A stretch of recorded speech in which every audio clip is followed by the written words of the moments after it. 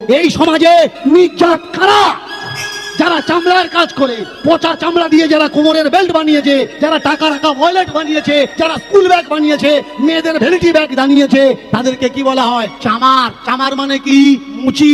বলুন তো, চামার চামড়া দিয়ে, মুচি চামড়া দিয়ে সুন্দর সুন্দর জিনিস বানিয়ে দেয়, মুচি হয়ে গেল নির্যাত।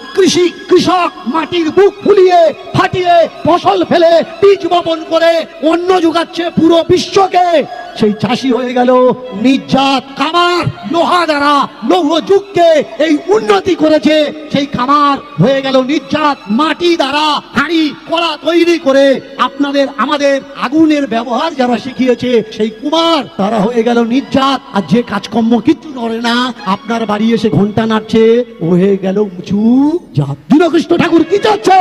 কাউকে নিন্দা করছে না। দীনকৃষ্ণ ঠাকুর কাউকে নিন্দা করছে না। দীনকৃষ্ণ ঠাকুর বলতে চাচ্ছে, জাত বলে বিশ্বে কিছু নেই, টাইটেল পদবি বলে বিশ্বে কিছু নেই। বলুন তো, টাইটেল যদি থাকবে, আপনার নামের পরে লাস্ট নেম টাইটেল আপনি লিখেন, রামের টাইটেল কি বলতে পারবেন? কিচ্ছু না। কৃষ্ণের টাইটেল কি বলতে পারবেন?